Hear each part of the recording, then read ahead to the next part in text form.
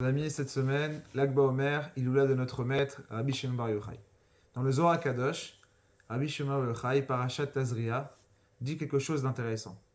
Vous savez tout d'abord que la Torah, elle parle donc de cet interdit, qui est très grave, sur lequel les maîtres vont revenir à travers les siècles pour expliquer sa gravité et les lourdes conséquences qu'il peut porter. Le Lashon Hara, la médisance, parler de propos négatifs sur les uns et sur les autres.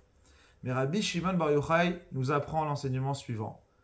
Les conséquences sont aussi graves pour les paroles bonnes, les paroles positives qui n'ont pas été prononcées, aussi bien que pour les paroles négatives. Ça veut dire que c'est exactement la même gravité. Dire des mauvaises paroles ou se priver de dire des bonnes paroles, c'est exactement pareil.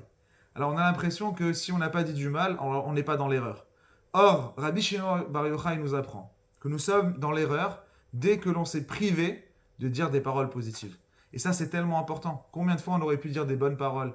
Combien de fois on aurait pu remettre quelqu'un sur le droit chemin parce qu'on avait les capacités? On aurait pu lui dire délicatement, lui faire la remarque. On aurait pu l'encourager en lui disant des propos positifs. Mais on ne l'a pas fait. Manquer à cette chose-là, c'est aussi grave que dire du Lashon Hara. Alors il faut bien réfléchir, mes chers amis. Quand l'occasion se présentera à nous de pouvoir dire des bonnes paroles, de pouvoir complimenter quelqu'un, pour pouvoir l'encourager, de pouvoir lui dire des mots doux, des mots agréables, surtout dans notre génération qui a tellement soif et besoin d'être considérée et d'entendre des mots positifs. Alors voilà, impliquons-nous et réfléchissons-y plus sérieusement, Bezrat Hashem, pour diffuser encore plus de bien autour de nous.